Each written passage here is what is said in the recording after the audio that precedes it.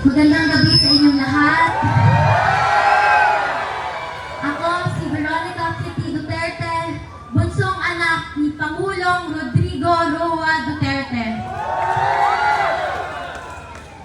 Naaalala niyo po ba, noong panahon ni PRRD, nakakaalis at nakakauwi ng ligtas ang mga anak niyo? Ibalik natin ang ganoong pamamahala sa bansa.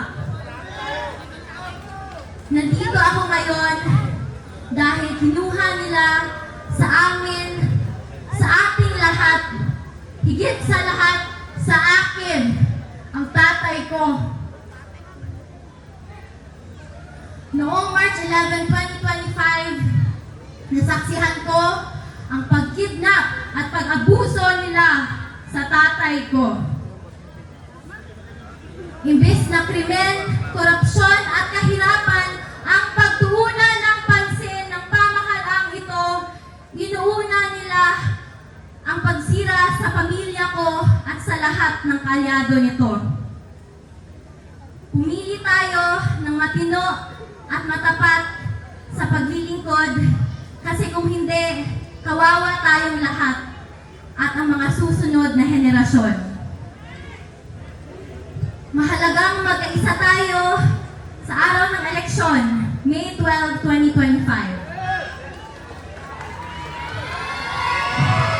Supportahan natin ang PDP laban sa Senatorial Slate o mas kinikilalang Duterte.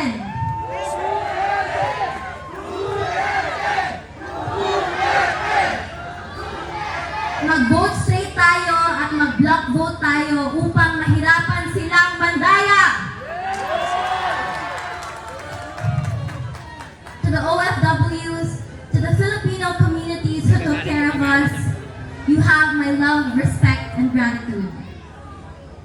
Sa katauhan nga nagpakita o walay undang nga paghigugma o pagsuporta, daghang salamat kay wa ninyo biyahe. Kamo ang nagapakusog sa amo tanan. May aabot ako na personal na mensahe ng tatay ko sa bawat Pilipino. Sabi niya, I did what I could for my country. And you are all in my heart. Pangalawa, ang sabi niya, kung kakalimutan niyo lang rin ang Duterte, kalimutan niyo na lang rin siya. Mga kababayan, huwag natin kalimutan ang bilin ni Tatay Digong. Sa mga kabataan, hinihikayat ko kayong magbantay sa mga boto dahil dito nakasalalay